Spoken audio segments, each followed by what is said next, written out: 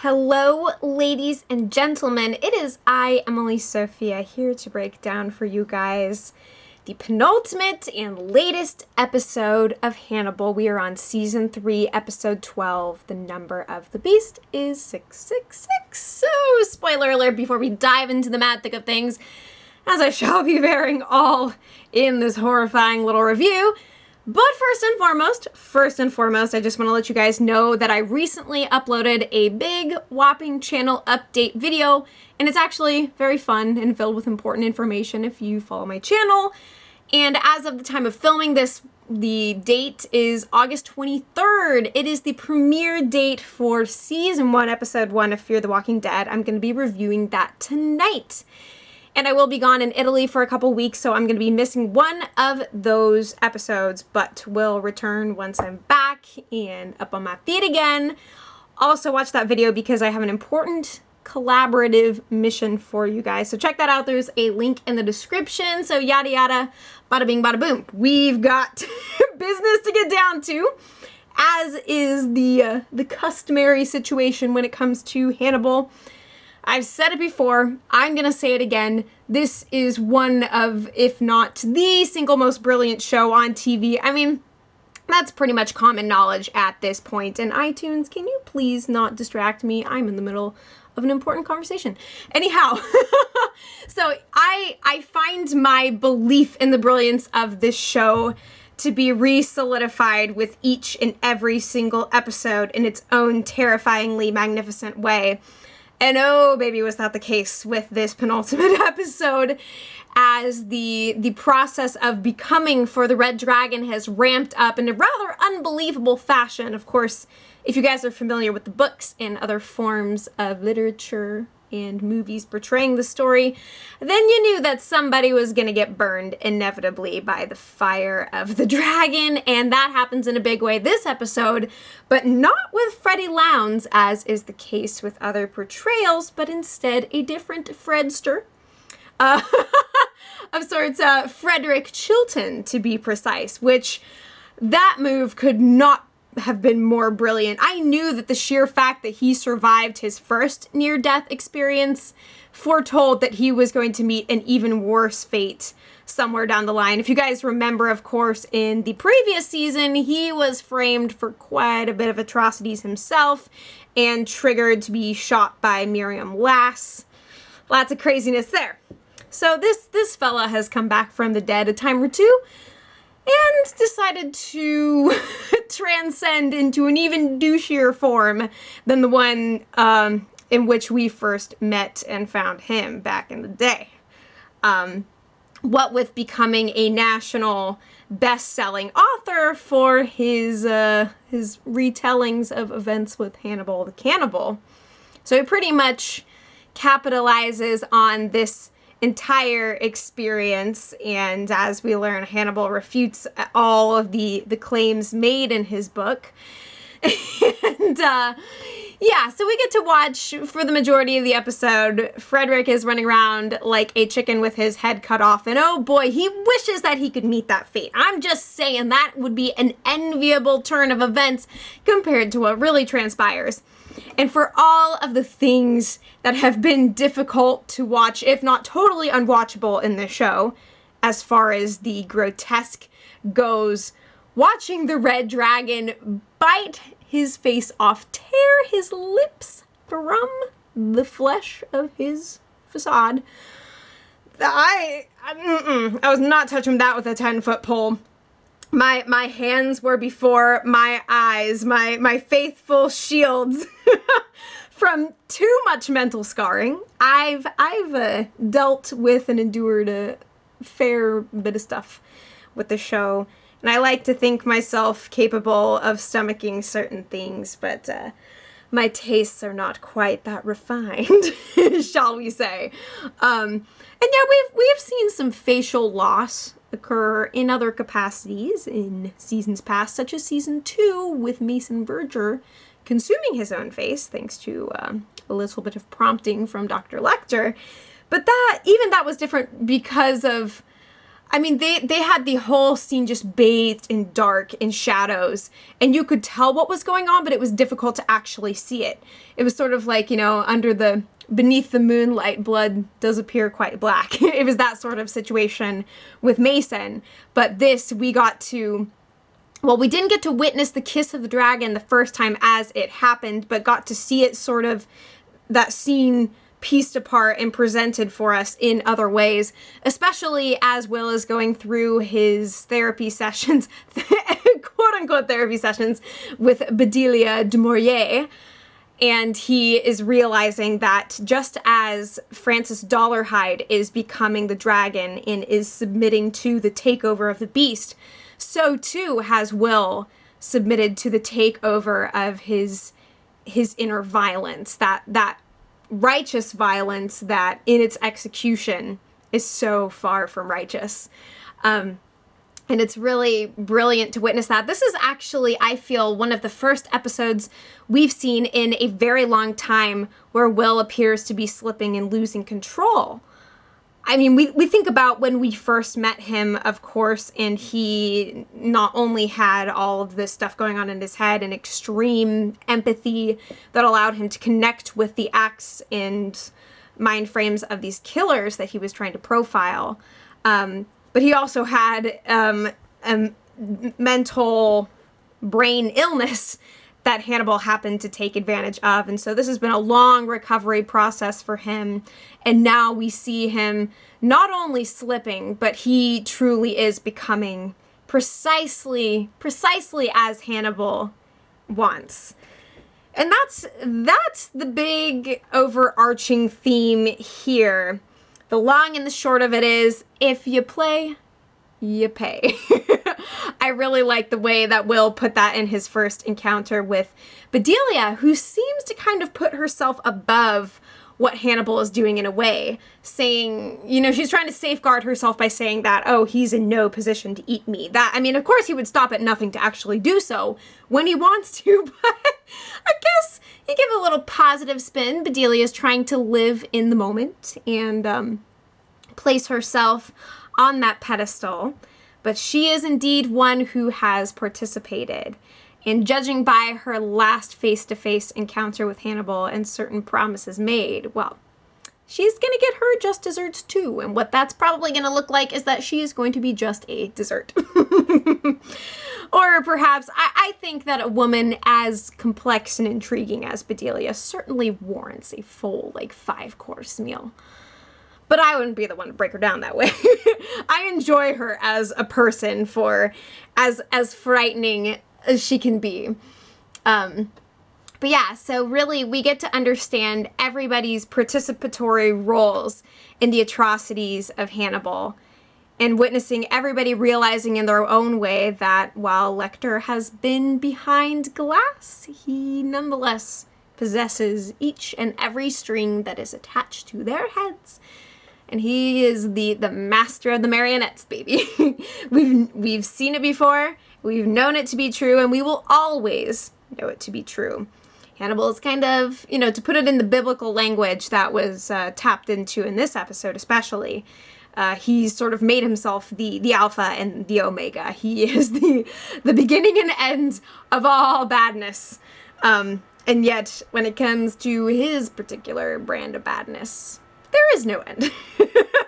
It is a thing that he has rendered infinite, or so it would seem. But yeah, this was also an episode in which we got to see Hannibal really flex his happy muscles when he learns that things went precisely according to plan with Chilton. And the fact of the matter is that he manipulated each and every person involved in the attempt to catch the Red Dragon. He pretty much facilitated the end of Chilton by using all of them in their own ways. Ultimately, of course, Will Graham realizes how responsible he is for what has transpired, and the fact of the matter is that he feels no remorse. After Freddie Lowndes interviews Chilton for the Tattle Crime feature, and Chilton begins to pridefully and eloquently profile the Tooth Fairy. in order to incite him into action, to bring him out of the woodwork and out of his hiding place. And then, of course, Will is acting as the devil on the shoulder while Chilton is sitting down and delivering this interview and profiling and such. Will Graham is the one who's really delivering the serious burns. And so we do see that that the Red Dragon fights fire with fire. That's for freaking sure. But yeah, of course, all like the impotent, perverted, sexually disgusting, assaulted, like all of the worst of the worsts as far as the insults that are being made against the Tooth Fairy, all of those are emanating from Will and are pretty much being transmitted through Chilton, who little does he realize that he is being completely and utterly scapegoated here in the most severe way possible. Like when Will and Jack and Alana were talking about the situation, I think they all knew on some level that they were implicated in whatever was going to happen to him. There's pretty much no way around that. These guys have lived long enough to where they gotta have some smarts, some mental capacity, some ability to own what's transpiring around them.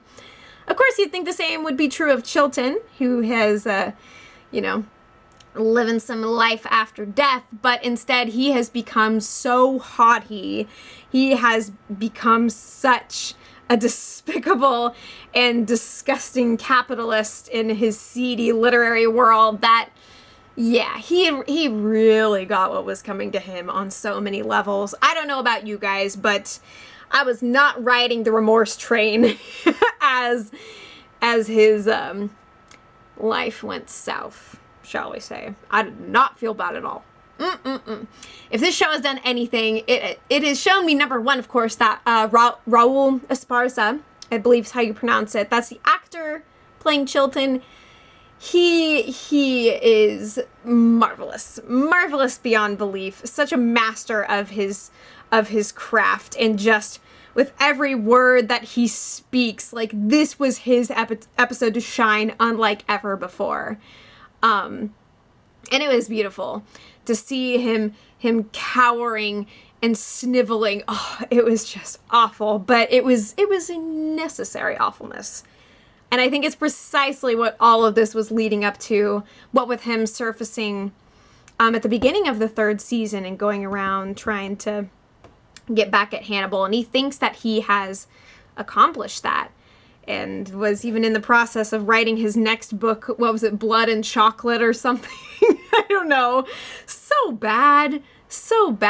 Just, Chilton was a bit of an assault to humankind, so he had to go.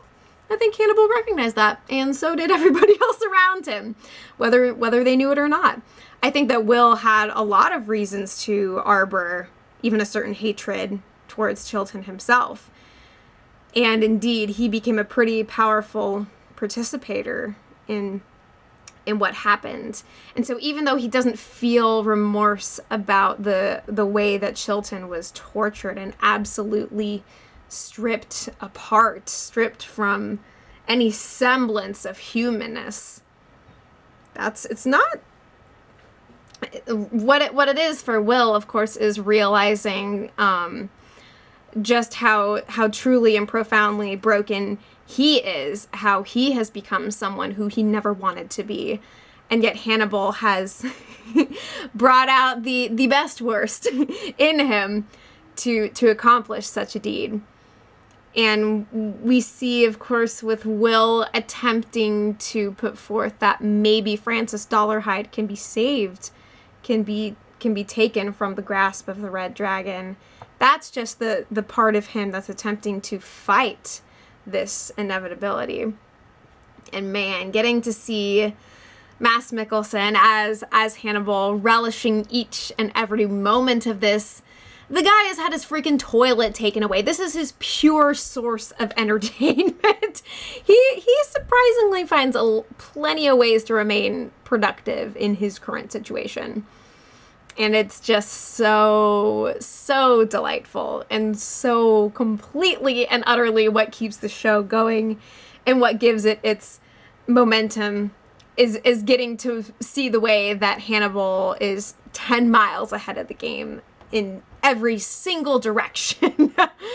Here's everybody's kind of like dots on the map, and he is the Milky Way. He is the galaxy in which all of these stars are spinning and colliding and erupting, and he makes new stars, I guess.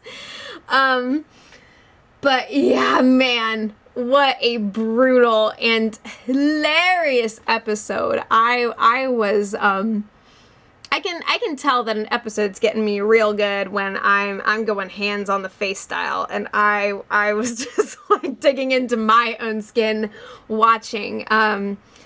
Yeah, this was a crazy turn of events for Francis, who the last episode really kind of delved into his sympathetic side.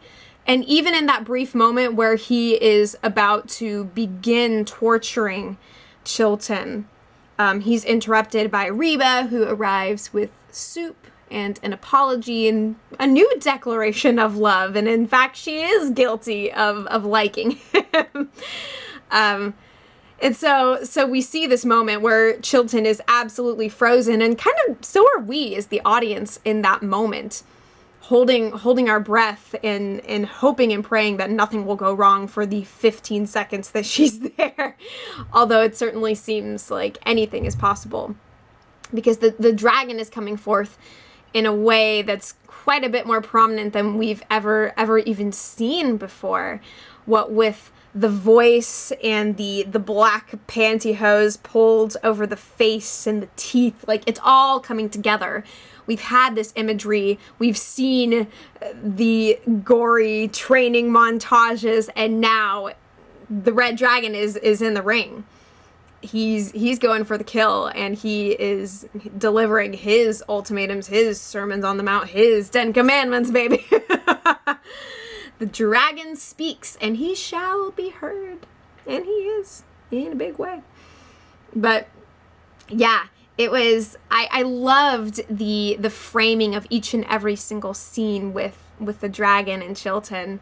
We got a couple of really high-angled shots, so we're looking up at the dragon whose physique is completely engulfing Chilton, and there's Chilton glued to this wheelchair and just trapped in terror and sweating and spitting and attempting to swallow everything that's already been said, when in fact it's clear that this is the end for him, and it's not just his end delivered to him by the red dragon. It's signed, sealed, and delivered by Hannibal himself. He signed the death warrant and set this whole thing into motion, and even mandated that that Chilton should be dealt with in the same way that the fake Freddie Lowndes was dealt with in the previous season, where we saw her rolling down the hill in the flaming wheelchair. So that was a fun kind of like in-show twist, because before it was just Freddie Lowndes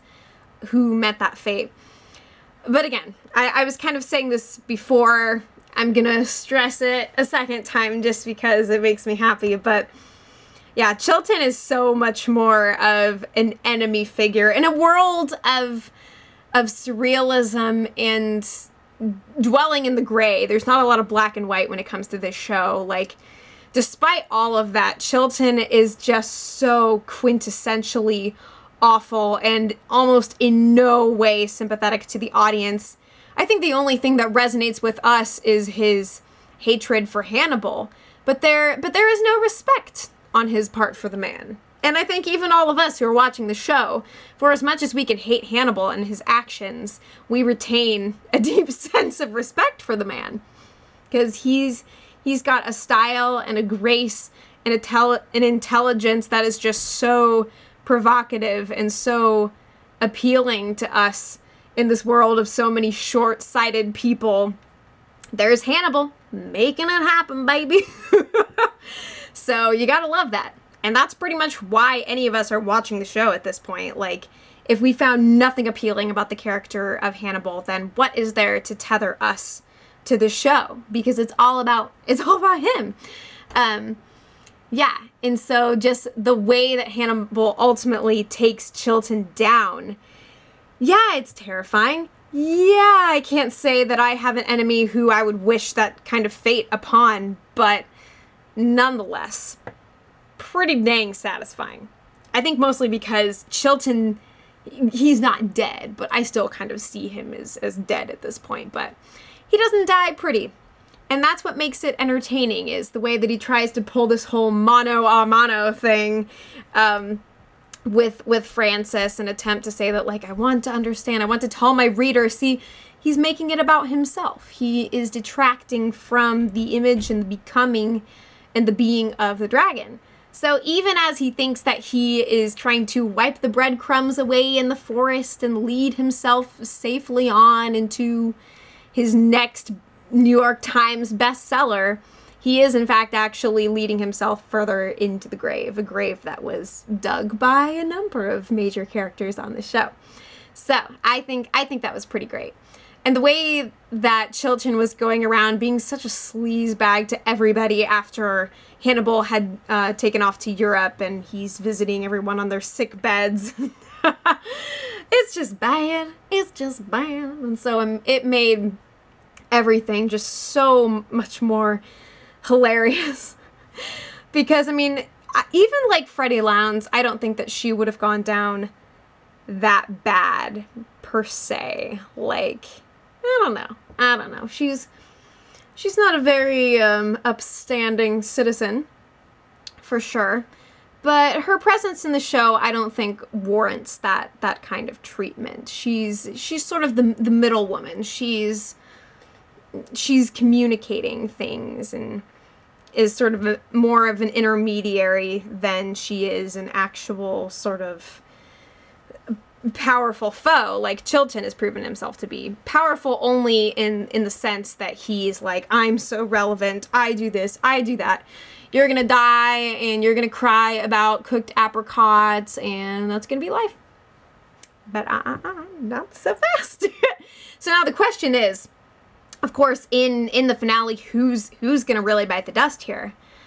Because pretty much everybody is living on their second or third life here, so I don't know. I could definitely foresee even several major character deaths by the end. Anything pretty much goes at this point, but I do need to say, of course, that I feel so incredibly sorry for Reba, who all she wants to do is to love Francis, and then finds out that, oh, she's in love with a serial killer.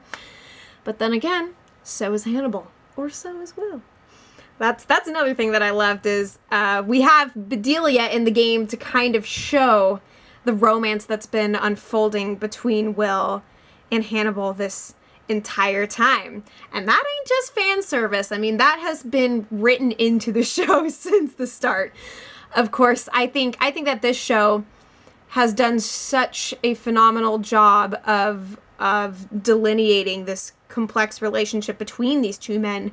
It's something that's so much more than the traditional kind of love that we think of it, or that we think of, and so infinitely more twisted. I can't think of a single complaint that I might possibly have about this episode, about this show. Any slight detail that is off for me just pales in comparison to how magnificent and well wrought everything is. So I hope that you guys are with me in that. I will, of course, be back with the finale episode. My review should be up on my birthday. So yeah, thank you guys so much for joining me on this adventure. I have loved every minute of it. I promise you that I will keep you up to date on any forthcoming Hannibal news after the finale. If we're able to get a mini-series down the road for this show, or a film conceived by Brian Fuller and company, I got a feeling in my bones that this isn't over. So just rest assured that I will do my best to keep up with that stuff, deliver it to you, and let the story continue. So thank you all so much for watching, and as always, I will be back before you know it.